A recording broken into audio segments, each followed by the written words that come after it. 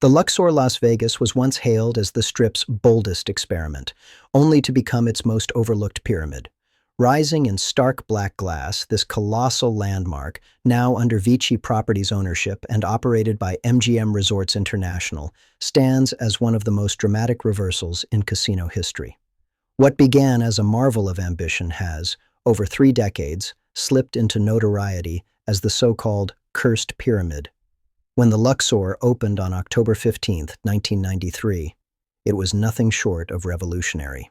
A $375 million bet that Las Vegas could reinvent itself as a family-friendly destination to rival Disney World. The pyramid's ziggurat-inspired design, guarded by a 110-foot sphinx and crowned by the world's brightest sky beam piercing the Nevada night, was unlike anything the city or the world had ever seen. Yet today, this architectural wonder sits with a dismal 2.5-star rating on Yelp and a reputation for misfortune. The vision belonged to William Bennett, CEO of Circus Enterprises, who unveiled Project X in 1991. His dream was audacious. Build a resort so spectacular it would lure high-stakes gamblers away from Steve Wynn's Mirage and Treasure Island, while still appealing to families. This was the era of Siegfried and Roy dominating Vegas entertainment, and Kirk Kerkorian reshaping the Strip with MGM's empire.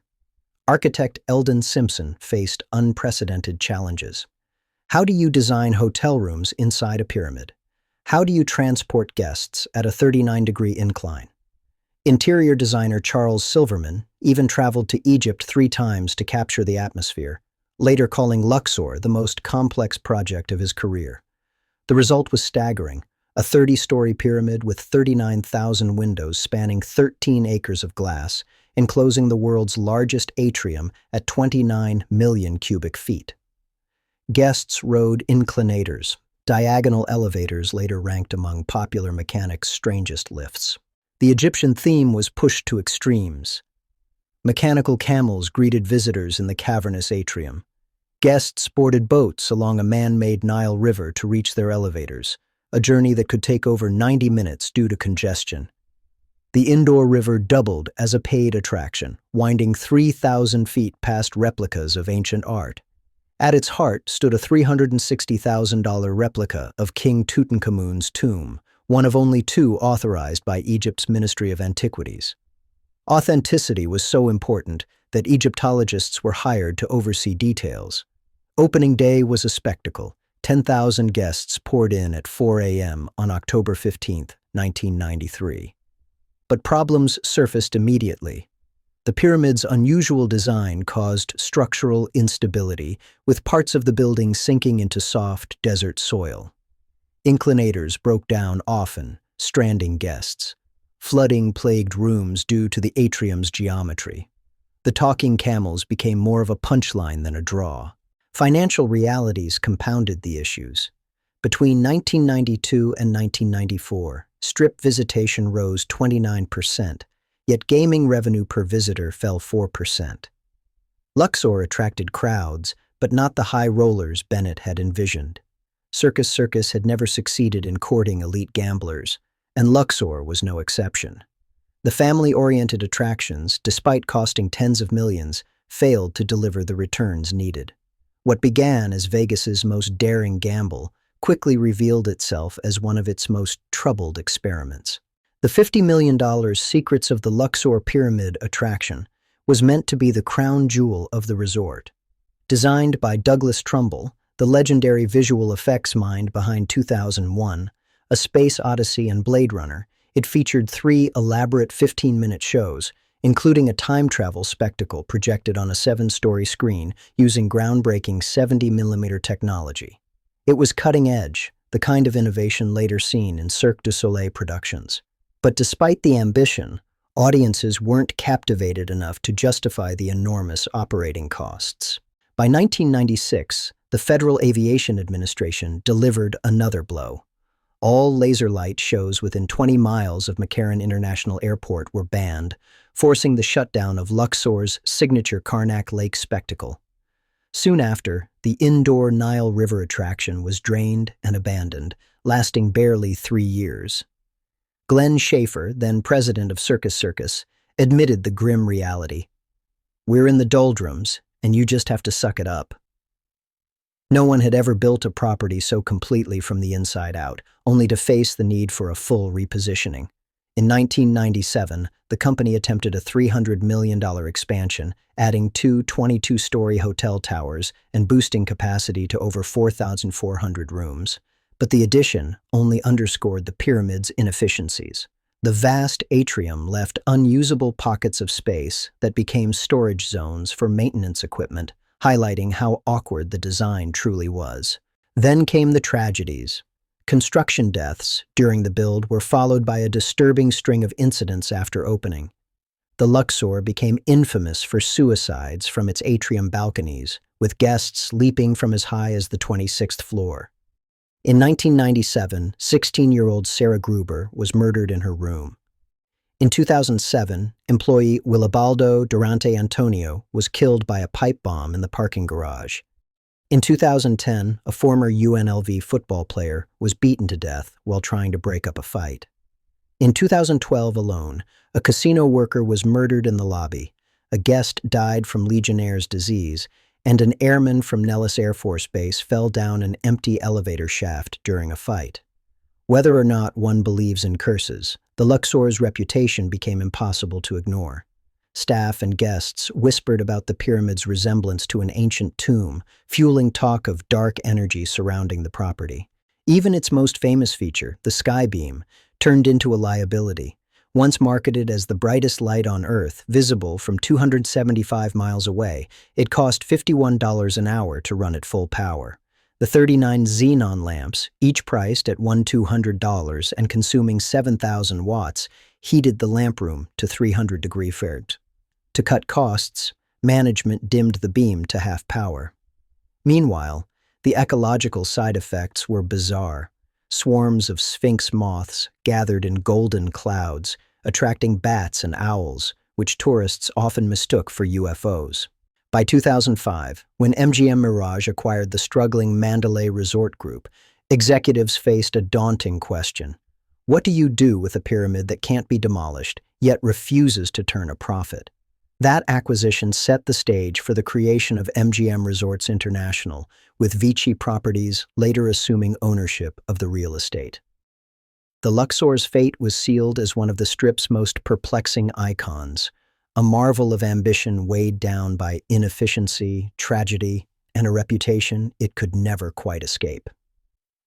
In 2007, MGM Resorts International unveiled a plan that stunned the Strip, a $300 million overhaul designed to strip away the Egyptian identity of the Luxor. Felix Rappaport, then president of the property, defended the move with blunt honesty. "We're not a museum of artifacts, we're a casino resort." The pyramid had always impressed from the outside, he argued, but the interior never lived up to the promise. The transformation was deliberate and costly. By June 2008, the King Tut Museum was shuttered, its artifacts donated to the Las Vegas Natural History Museum. Mechanical camels were dismantled, hieroglyphic murals replaced with generic casino decor. In total, the resort spent nearly 80% of its original construction budget trying to erase the very theme that made it iconic. Yet, as one former executive admitted, the flaw was obvious. No matter how you redecorate, it's still a giant black pyramid in the desert. That identity crisis lingers today. While newer attractions like the Las Vegas Sphere showcase bold innovation, the Luxor's exterior remains unmistakably Egyptian, complete with its towering sphinx. Step inside, however, and the illusion collapses into a bland casino filled with recycled furniture and cheap fixtures. Guests expecting immersion find disappointment. Attempts at revitalization have been piecemeal. The HyperX esports arena opened in 2018, aiming at younger crowds. LED strips were added to the pyramid's edges in 2019. A Discovering King Tut's Tomb exhibit returned in 2022, alongside Bodies, the exhibition. But these feel more like tourist gimmicks than authentic experiences. The guest reality reflects years of neglect. Reviews cite dated rooms, poor service, and a sense that ownership has abandoned the property. The casino floor, once alive with Egyptian-themed slots, now feels tired compared to Caesars Entertainment's polished venues. The numbers confirm the decline. In 2024, Luxor earned the Vegas Disadvantage Award for Worst Roulette, notorious for opening triple-zero tables before single-zero, with minimum bets set at $20, higher than most unfavorable games elsewhere on the Strip. The message is unmistakable. MGM Resorts International treats the Luxor less as a flagship and more as a profit extraction machine for budget travelers. What was once Vegas's most daring architectural gamble has become a symbol of confused management and squandered potential. Rumors of demolition have haunted the Luxor for years, fueled by its ongoing struggles and MGM's history of imploding properties that fail to perform. In 2024, elaborate hoaxes spread online claiming both the Luxor and neighboring Excalibur would be torn down to make way for a $9 billion mega-resort. Though quickly debunked as April Fool's pranks, the fact that so many believed them highlights a deeper truth. The current state of the Luxor feels unsustainable. Speculation only grew louder as the Mirage began its transformation into the Hard Rock Hotel, signaling sweeping changes across the Strip. The irony is striking. When the Luxor first opened, its pyramid drew more visitors than the actual city of Luxor in Egypt. It was a triumph of themed entertainment, a spectacle so compelling it outshone one of the world's most famous archaeological sites.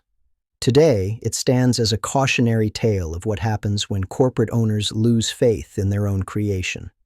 The Luxor's decline mirrors a broader cultural shift in Las Vegas. The 1990s dream of family-friendly, heavily themed resorts has been abandoned in favor of nightclubs, celebrity chef dining, and luxury shopping. The pyramid remains a monument to an era when Vegas embraced the bizarre and the extravagant without hesitation. Like the golden age of Siegfried and Roy or Kirk Kerkorian's vision of Vegas as America's playground, the Luxor embodied a fearless creativity that has since faded. What makes its downfall so tragic is that the building itself is still extraordinary. The engineering feat of constructing a functioning hotel inside a pyramid has never been replicated. The sky beam, even dimmed to half power, remains visible from space. The Sphinx, towering 40 feet taller than its Egyptian counterpart, continues to awe first-time visitors. Yet architecture alone cannot sustain a resort in Las Vegas. It requires vision, reinvestment, and leadership that believes in its potential. Under Vici Properties and MGM Resorts International, the Luxor has none of these. Instead, it exists in limbo, too iconic to demolish, too costly to renovate, too eccentric to fit into the sleek, luxury-driven identity of modern Vegas, exemplified by venues like the Sphere. The pyramid that once promised to transport guests to ancient Egypt now serves as a reminder of how quickly dreams can unravel in the desert. Whether the Luxor can ever reclaim its former glory is uncertain. But one thing is undeniable: it will forever remain one of the most fascinating failures in American entertainment history. Have you visited the Luxor? Share your experience in the comments. And if you enjoyed this breakdown, make sure to subscribe for more deep dives into the hidden stories of Las Vegas.